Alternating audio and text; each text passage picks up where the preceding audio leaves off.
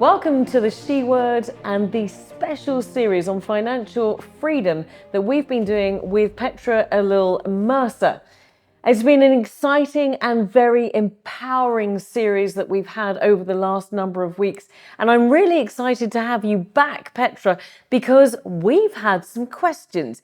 Now, over the course of these number of weeks, 10 weeks, where you've been talking to us about very important elements of financial freedom and financial empowerment, you've raised some questions for me, but you've definitely raised some questions also for the people that have been watching. So we gave opportunity for people to get in touch and ask their questions, and I've got a couple of questions for you. Can I put them to you? Can I put you on the spot and get you to answer? Sure. Anna Marie got in touch and said, I have a very limited budget. I simply don't seem to be able to get to the end of the month with a single cent left to save. So how on earth can I think about the future? And it's definitely a question for me, particularly when we look at the climate at the moment and life is becoming more expensive. Just fundamentally getting to the end of the month is becoming more of a challenge. What can we do? You spoke about this in the series. You said it's important to save, but what if there's no money left? Yes, no, this is a general problem for practically, I would say, nearly everyone. You know, because of inflation, because of what's happening in the financial landscape, which has been now over a year, it has definitely affected our pockets. And unfortunately, we haven't had any pay rises as well, so there hasn't been that balance. It really comes to understanding, firstly, how we are spending our money. So you do need to take a step back.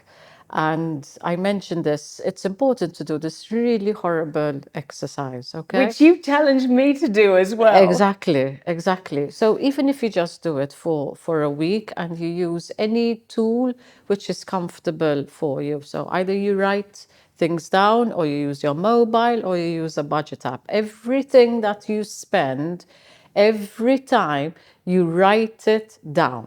Just write everything down, okay? And try to do that for a whole week. It's extremely painful, but it does help for you as a person to start to identify your spending habits. Do I buy on impulse, okay? Or do I buy very habitually? So habitually, maybe when you're going shopping, you have a list. Most of the time, it's the same things. Maybe you have a facial, or maybe cut your hair every month. All the things that we do consistently. It doesn't mean that it's bad, but what we're first looking at is patterns. Let's understand the patterns, where we start talking about where you know your income, okay? You remove all the taxes, so how much you have in hand. And it takes 50% to cover your needs. And I know what you're thinking and what everybody else is thinking. Forget it. 50% is not enough. I need about 70, 80%. Yes, for sure. I understand that. But what this rule is, and because we are humans and we do follow rules, is it gets you to start to save, to start putting a percentage away. But most important, because we are creatures of habit, you are building a habit. But 50% is to live on. 50% covers your needs. So okay, we've got the food list and water and exactly, okay. your basic needs. And then where does the 20 and 30 come in then? So the 20% is for savings. So 20% of your income goes towards savings. And now that could be already too high. I remember when I started practicing this, I couldn't do 20%. It was like 3%, 5% could go towards my savings. But month upon month, I started realizing more and more how I'm spending my money. But I started questioning myself. So my awareness and stopping myself in purchasing impulsively, but asking the basic question, look, Petra, do you really need this? Something simple as that, which is a split second. And that stopped me very much in just buying things unnecessary. So what's the remaining 30% for? The remaining 30% is pay yourself. Okay? That's your money. That's your money to So spend. it's not, you're not killing all the fun. No, of course, as you know, money is there to be enjoyed and to live. But the idea is, unfortunately, it's money that controls us, and unless we change our behavior towards it, we need to control money, and that's where things start making a difference. When you start writing things down, and you have to write things down, and you need to put the values to them, because that is when you start physically seeing where your money is going, and that's when you start to make a difference. And once you see it in black and white, you realize where it's going. Exactly. And I'm 100% sure that 50% is sometimes definitely too little. So it will be painful, but month upon month, you are building a habit. And you know what it's like when you start building a habit and then you don't even realize it starts becoming natural. So, you know, it's the rule which enables us to change our behavior. If it's 70% that goes on needs, then look at those needs and really question them. And you'll start identifying things where you actually could save. Thank you. I'm going to change the topic completely for a second because Imogen got in touch with a question that is probably not for everybody. But Imogen got in touch and said everyone is talking about investing in crypto and Bitcoin at the moment. Is this a safe bet? Is this something that you would recommend? Now, we're sort of coming off the back of crypto was perhaps booming. Maybe a year, 18 months ago, it was really the buzzword that everybody was talking about. And even it seems, 2 years ago, the increase in the value of crypto was enormous. Yeah. But a lot of people don't understand it. But it still is a bit of a buzzword. Is it something that everyone should be getting involved in? Or are we looking at it having passed its peak? Well, look, when it comes to crypto and Bitcoin, I am definitely not a professional on that.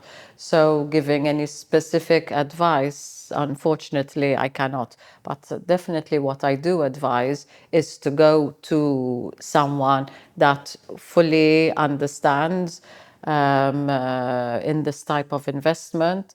But again, when you're choosing a financial advisor or a financial coach to speak to on these things because it interests you, you do need to ensure that they are fully licensed and they've got the credentials to do so. Well, the most important thing is that if when it comes to investments, that there is diversification. Okay, you do need to understand your risk threshold also.